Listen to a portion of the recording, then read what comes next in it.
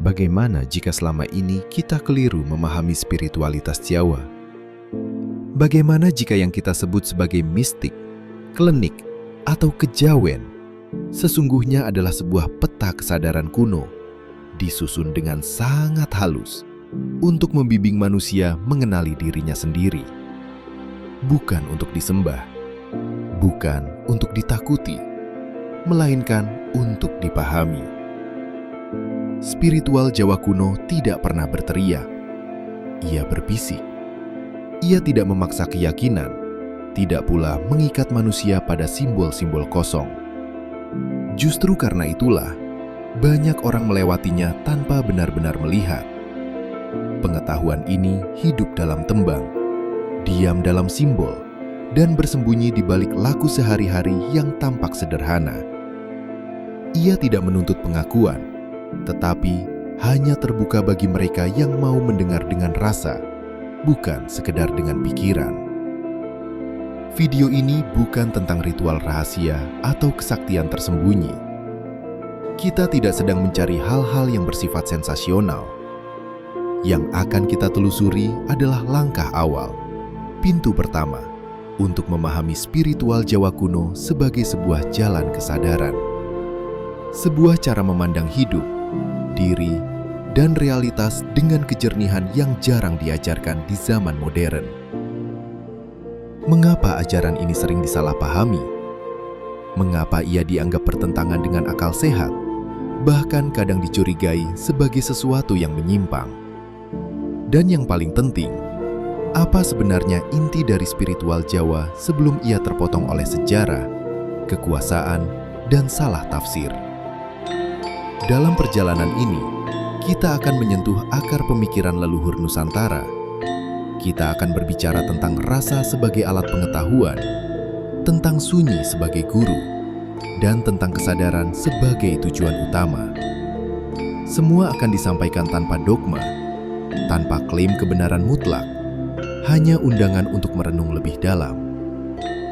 Jika selama ini Anda merasa ada kekosongan dalam pemahaman spiritual modern, terlalu ramai oleh simbol, terlalu sibuk oleh ritual, maka mungkin jalan yang Anda cari bukan jalan baru. Bisa jadi, ia adalah jalan lama yang terlupakan. Dan disinilah kita akan memulainya. Langkah pertama untuk memahami spiritual Jawa kuno bukanlah belajar sesuatu yang asing, melainkan mengingat sesuatu yang sangat dekat dengan diri kita sendiri. Untuk memahami spiritual Jawa kuno, kita harus mundur ke masa ketika pengetahuan tidak dipisahkan dari kehidupan. Pada masa itu, tidak ada batas tegas antara yang sakral dan yang sehari-hari. Menanam padi, membangun rumah, hingga memimpin kerajaan, semuanya dipahami sebagai bagian dari tatanan kosmis. Inilah dunia tempat spiritual Jawa lahir, sebuah peradaban yang melihat manusia bukan sebagai pusat, melainkan sebagai simpul kecil dalam jaringan semesta. Sebelum aksara menjadi dominan, pengetahuan diwariskan melalui tutur, tembang, simbol, dan laku. Relief candi, wayang, hingga peribahasa Jawa bukan sekedar karya seni atau hiburan, tetapi kitab terbuka yang hanya bisa dibaca oleh mereka yang memahami bahasanya. Ajaran-ajaran ini tidak disusun dalam bentuk doktrin kaku, melainkan dalam lapisan makna. Satu simbol bisa memiliki arti berbeda, tergantung tingkat kesadaran orang yang memandangnya. Dalam konteks filosofis, spiritual Jawa berangkat dari pertanyaan yang sangat mendasar. Sapa sejatine aku? Siapa sebenarnya aku? Bukan dalam arti identitas sosial, bukan pula sekedar tubuh dan nama, tetapi keberadaan terdalam yang menyaksikan semuanya. Dari sinilah muncul konsep-konsep seperti Sangkan Paraning Dumadi, asal dan tujuan segala yang ada, yang mengajak manusia untuk memahami hidup sebagai perjalanan pulang, bukan perlombaan keluar diri. Pengaruh berbagai peradaban memang hadir, India, Timur Tengah, hingga Tiongkok. Namun, spiritual Jawa tidak pernah menelan mentah-mentah ajaran luar. Ia menyaring, mengolah, lalu membumikan makna-makna besar itu agar selaras dengan rasa dan pengalaman lokal. Karena itu, meskipun istilahnya berbeda, kita menemukan kesamaan nilai universal, keseimbangan, ketundukan pada tatanan ilahi, dan pentingnya penyucian batin. Mengapa pengetahuan ini kemudian dianggap kabur, bahkan hilang? Salah satu alasannya adalah perubahan cara manusia memahami kebenaran. Ketika tulisan menjadi dominan, ketika logika rasional diangkat sebagai satu-satunya alat valid, pengetahuan berbasis rasa mulai dianggap tidak ilmiah. Spiritualitas Jawa yang tidak bisa diukur, tidak bisa dibuktikan secara instan, perlahan tersingkir ke pinggiran. Selain itu, faktor kekuasaan juga berperan. Ajaran yang menekankan kesadaran batin dan kemandirian jiwa tidak selalu sejalan dengan sistem yang membutuhkan kepatuhan lahiriah. Maka, sebagian nilai spiritual Jawa dipersempit maknanya, direduksi menjadi ritual kosong, atau dilabeli secara negatif agar mudah ditinggalkan. Namun, pengetahuan ini tidak benar-benar lenyap. Ia bertahan dalam sunyi. Dalam petuah para sesepuh, dalam tembang yang dinyanyikan tanpa disadari maknanya, bahkan dalam ungkapan sederhana yang masih kita ucapkan hingga hari ini. Spiritual Jawa kuno memilih bersembunyi, menunggu zaman ketika manusia kembali bertanya, bukan hanya apa yang harus aku lakukan, tetapi siapa aku sebenarnya. Memahami konteks ini penting, karena langkah awal spiritual Jawa bukan mempelajari teknik, melainkan mengubah cara melihat. Kita tidak sedang memasuki wilayah asing, melainkan membuka lapisan makna dari sesuatu yang sejak lama ada di sekitar kita, namun jarang benar-benar kita perhatikan. Langkah awal memahami spiritual Jawa kuno tidak dimulai dari luar, melainkan dari dalam. Inilah titik yang sering terlewat. Banyak orang ingin langsung mencari ajaran, guru, atau ritual tertentu. Padahal, spiritual Jawa justru mengajarkan kebalikannya. Menata diri sebelum mencari pengetahuan. Tanpa kesiapan batin, semua ajaran hanya akan menjadi konsep di kepala, tidak pernah hidup. Dalam tradisi Jawa, manusia dipahami sebagai makhluk berlapis. Ada raga, ada pikiran, ada rasa, dan ada sesuatu yang lebih halus dari semuanya. Namun, yang paling sering menguasai hidup manusia modern adalah pikiran. Kita berpikir terus-menerus, menilai, membandingkan, dan menyimpulkan. Padahal, dalam spiritual Jawa, pikiran bukanlah pemimpin. Ia hanyalah alat. Yang seharusnya memimpin adalah rasa. Rasa di sini bukan emosi sesaat, bukan senang atau sedih. Rasa adalah kepekaan batin, kemampuan untuk menangkap kebenaran tanpa perlu banyak penjelasan. Seperti ketika seseorang tahu sesuatu itu benar atau keliru, bahkan sebelum alasan logis muncul. Inilah mengapa spiritual Jawa sering disebut sebagai ilmu rasa. Ia tidak diajarkan lewat ceramah panjang, tetapi lewat pengalaman langsung. Bayangkan seseorang yang belajar berenang. Ia bisa membaca semua buku tentang berenang, memahami teori pernapasan dan gerakan tangan, tetapi tanpa masuk ke air, ia tidak pernah benar-benar bisa berenang. Begitu pula spiritual Jawa. Ia tidak bisa dipahami hanya dengan membaca atau mendengar. Ia menuntut keterlibatan diri secara utuh. Salah satu konsep awal yang penting adalah eling lan waspada. Eling berarti sadar, hadir, tidak lalai. Waspada berarti awas terhadap gerak batin sendiri. Bukan mencurigai dunia luar, melainkan mengenali apa yang muncul di dalam diri, niat, dorongan, ambisi, ketakutan.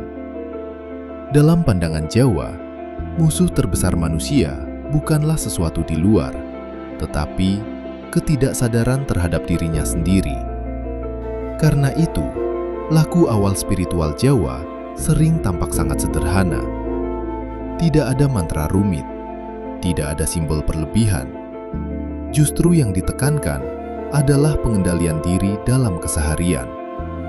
Cara berbicara, cara makan, cara bersikap terhadap orang lain, semua menjadi cermin keadaan batin. Dunia luar dipahami sebagai pantulan dari dunia dalam. Disinilah muncul konsep tata, titi, tentrem. Tata berarti tertib, teratur. Titi berarti teliti, sadar pada detail. Tentrem berarti damai, tidak bergolak. Tiga hal ini bukan tujuan akhir, melainkan indikator. Jika hidup seseorang semakin tertata, semakin sadar, dan semakin damai, itu tanda bahwa ia berada di jalur yang selaras. Namun, spiritual Jawa juga mengingatkan satu hal penting. Jangan terjebak pada rasa sudah tahu. Begitu seseorang merasa paling paham, disitulah proses berhenti. Karena itu, ajaran ini sering disampaikan secara tidak langsung, bahkan membingungkan. Bukan untuk menyesatkan, tetapi untuk mematahkan kesombongan halus dalam diri pencari. Pada tahap ini, belum ada jawaban besar tentang hakikat Tuhan, jiwa, atau alam semesta. Semua itu sengaja ditahan. Yang sedang dibangun adalah fondasi, kesadaran diri. Tanpa fondasi ini, pengetahuan yang lebih tinggi justru bisa menyesatkan, memperkuat ego, bukan membebaskan. Dan disinilah letak keunikan spiritual Jawa kuno. Ia tidak terburu-buru membawa manusia ke langit sebelum ia benar-benar berpijak di bumi.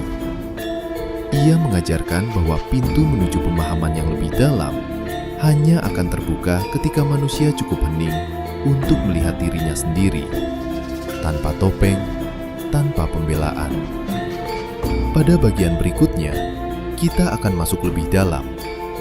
Kita akan membahas lapisan makna yang lebih halus, paradoks-paradoks dalam ajaran Jawa, serta kesalahpahaman umum yang sering membuat spiritual Jawa terlihat gelap, padahal sesungguhnya sangat jernih. Ketika fondasi kesadaran diri mulai terbentuk, spiritual Jawa kuno membawa kita ke wilayah yang lebih halus, wilayah paradoks. Disinilah banyak orang mulai merasa bingung, bahkan ragu. Sebab ajaran Jawa tidak selalu memberikan jawaban yang tegas, lurus, dan hitam putih. Justru sebaliknya, ia sering mengajak kita duduk di tengah ketidakpastian dan belajar melihat dari dua arah sekaligus.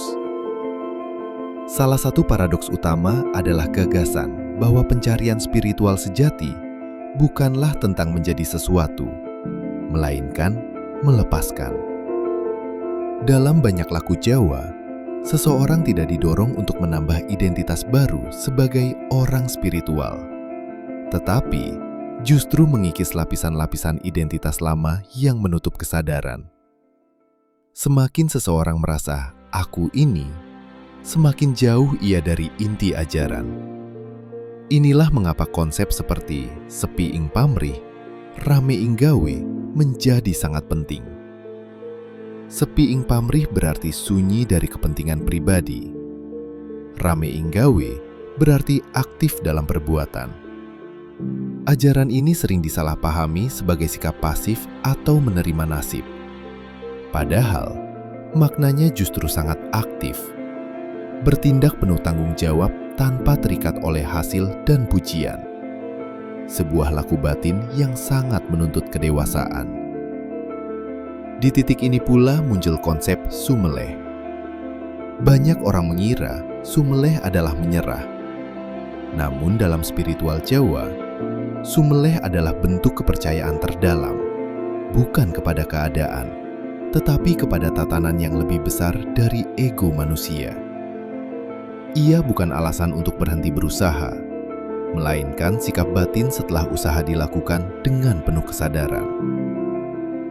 Ada pula kesalahpahaman besar tentang apa yang disebut ilmu gaib atau kesaktian. Dalam banyak kisah, tokoh-tokoh spiritual Jawa memang digambarkan memiliki kemampuan luar biasa. Namun, kemampuan ini bukan tujuan. Bahkan, sering dianggap sebagai ujian. Sebab kekuatan tanpa kejernihan batin hanya akan memperbesar ego dan mempercepat kejatuhan. Spiritual Jawa menempatkan kesaktian sebagai efek samping, bukan pencapaian. Fokus utamanya tetap pada keseimbangan batin. Orang yang benar-benar matang secara spiritual justru sering tampak biasa saja, tidak menonjol, tidak ingin dilihat. Karena baginya, yang paling berbahaya bukanlah ketidaktahuan, tetapi keinginan untuk diakui sebagai orang yang tahu. Menariknya, banyak ajaran Jawa sengaja disampaikan dalam bentuk simbol yang tampak kontradiktif. Misalnya, nasihat untuk menang tanpa ngasorake, menang tanpa merendahkan. Atau, ngeli nanging ora keli, mengalir tanpa hanyut. Ini bukan permainan kata, melainkan latihan kesadaran. Ajaran ini memaksa kita untuk tidak berpikir secara ekstrim, tetapi menemukan titik seimbang di antara dua kutub. Pada tahap ini, spiritual Jawa juga mulai menyentuh hubungan manusia dengan Yang Maha Ada. Namun, ia melakukannya dengan sangat halus. Tidak ada definisi konseptual yang kaku. Tidak ada upaya membayangkan atau menggambarkan secara fisik. Yang ditekankan adalah sikap batin, rendah hati, sadar keterbatasan, dan terus membersihkan niat. Penghambaan di sini bukan formalitas, tetapi kesadaran mendalam akan posisi diri sebagai makhluk. Inilah sebabnya mengapa spiritual Jawa sering tampak abu-abu bagi mereka yang terbiasa dengan sistem yang serba pasti. Ia tidak menawarkan kepastian instan. Ia mengajak manusia untuk matang secara perlahan, melalui pengamatan diri yang jujur dan berkelanjutan. Dan justru dalam ketidakpastian itulah, kejernihan mulai tumbuh. Pada bagian selanjutnya, kita akan membumikan semua pemahaman ini. Kita akan melihat bagaimana prinsip-prinsip spiritual Jawa kuno bisa diterapkan secara nyata dalam kehidupan modern. Tanpa harus mengubah identitas, tanpa harus menarik diri dari dunia, tetapi dengan kesadaran yang jauh lebih dalam. Pada akhirnya, spiritual Jawa kuno tidak diukur dari seberapa banyak konsep yang kita pahami, melainkan dari seberapa jernih cara kita hidup. Ia tidak meminta manusia meninggalkan dunia, tetapi justru mengajarkan cara berada di tengah dunia tanpa kehilangan diri. Disinilah nilai praktisnya mulai terasa, bukan sebagai teori, melainkan sebagai sikap hidup. Langkah pertama penerapan adalah ngerti awake dewe, mengenali diri sendiri secara jujur. Ini bukan sekedar refleksi sesaat, tetapi kebiasaan batin. Setiap kali muncul emosi kuat, dorongan untuk bereaksi, atau keinginan untuk membela diri, ajaran Jawa mengajak kita berhenti sejenak. Bukan menekan, bukan menghakimi, hanya mengamati. Dari sini, seseorang mulai menyadari bahwa banyak penderitaan bukan berasal dari keadaan, tetapi dari reaksi batin yang tidak disadari. Dalam kehidupan sehari-hari, ini bisa diterapkan melalui kesadaran sederhana. Saat berbicara, perhatikan niat di balik kata-kata. Apakah untuk menjelaskan atau untuk menang? Saat bekerja, tanyakan pada diri sendiri, apakah ini dilakukan dengan tanggung jawab atau hanya demi pengakuan? Pertanyaan-pertanyaan kecil ini perlahan membentuk kejernihan yang stabil. Prinsip eling lan waspada juga sangat relevan di zaman modern yang penuh distraksi. Eling berarti hadir sepenuhnya pada apa yang sedang dilakukan. Waspada berarti tidak larut dalam arus emosi kolektif, amarah, ketakutan, atau euforia sesaat. Dengan sikap ini, seseorang tidak mudah terseret konflik yang sebenarnya tidak perlu. Spiritual Jawa juga mengajarkan keseimbangan antara batin dan tindakan. Tidak cukup hanya hening dan tenang, tetapi juga harus diwujudkan dalam laku nyata. Menepati janji, berlaku adil, menjaga ucapan. Semua ini adalah praktik spiritual. Tidak ada pemisahan antara yang rohani dan yang duniawi. Keduanya adalah satu kesatuan. Tantangan terbesar biasanya datang dari ego halus. Ketika seseorang mulai merasa lebih tenang, lebih sadar, muncul godaan untuk merasa lebih tinggi dari yang lain. Inilah jebakan yang paling sering terjadi. Ajaran Jawa mengingatkan bahwa tanda kemajuan bukan merasa lebih baik, tetapi semakin rendah hati. Semakin sadar betapa luasnya yang belum diketahui. Jika muncul kebingungan atau rasa hampa, itu bukan tanda kegagalan. Justru, seringkali itu pertanda bahwa lapisan lama sedang runtuh. Dalam kondisi seperti ini, spiritual Jawa tidak menyarankan pelarian, melainkan kesabaran. Sabar di sini bukan pasif, tetapi kemampuan bertahan tanpa kehilangan kejernihan. Yang terpenting, semua ini dilakukan tanpa paksaan. Tidak ada target waktu, tidak ada standar pencapaian. Setiap orang berjalan sesuai iramanya sendiri. Spiritualitas Jawa kuno percaya bahwa ketika niat lurus dan usaha dilakukan dengan sadar, bimbingan akan datang dengan sendirinya, seringkali melalui pengalaman hidup yang paling biasa. Pada bagian penutup, kita akan merangkum perjalanan ini dan meninggalkan satu pertanyaan penting. Bukan untuk dijawab sekarang, tetapi untuk direnungkan dalam diam, seperti cara ajaran ini selalu bekerja. Perjalanan memahami spiritual Jawa kuno bukanlah perjalanan untuk mengumpulkan pengetahuan, melainkan proses untuk mengosongkan diri dari kebisingan yang menutupi kesadaran. Kita telah melihat bahwa jalan ini tidak dibangun dari ritual yang rumit, simbol yang berlebihan, atau janji kekuatan tersembunyi. Ia dibangun dari kejujuran batin, ketekunan, dan keberanian untuk melihat diri apa adanya. Spiritual Jawa mengajarkan bahwa hidup bukan sesuatu yang harus ditaklukkan, tetapi dipahami. Bahwa ketenangan tidak ditemukan dengan melarikan diri dari dunia, melainkan dengan hadir sepenuhnya di dalamnya. Bahwa kedalaman tidak selalu tersembunyi di tempat yang jauh, tetapi seringkali berada tepat di balik kebiasaan sehari-hari yang kita anggap sepele. Langkah awal yang kita bahas, kesadaran diri, pengendalian niat, keseimbangan antara batin dan laku, semuanya mengarah pada satu hal, kejernihan.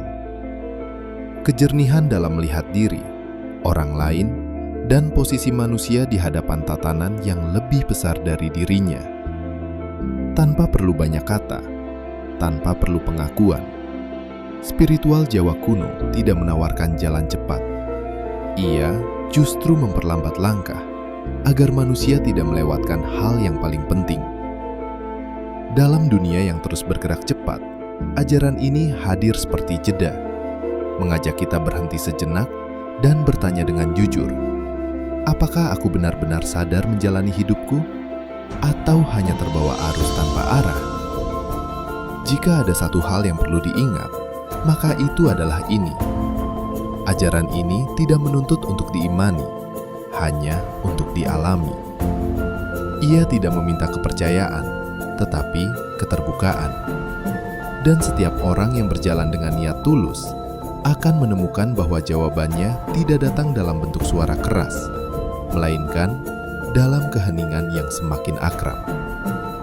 Mungkin spiritual Jawa kuno bukan tentang menemukan sesuatu yang baru. Bisa jadi, ia adalah proses mengingat tentang siapa diri kita sebelum terlalu banyak label menempel, sebelum ego terlalu ramai berbicara. Dan pertanyaannya kini bukan lagi apa itu spiritual Jawa, melainkan sejauh mana kita berani mengenali diri sendiri dalam keheningan. Jika pembahasan ini memberi ruang baru untuk merenung, luangkan waktu untuk diam, rasakan, dan biarkan pemahaman tumbuh dengan sendirinya. Karena sebagian pengetahuan memang tidak untuk dikejar, ia hanya bisa didekati dengan kesadaran.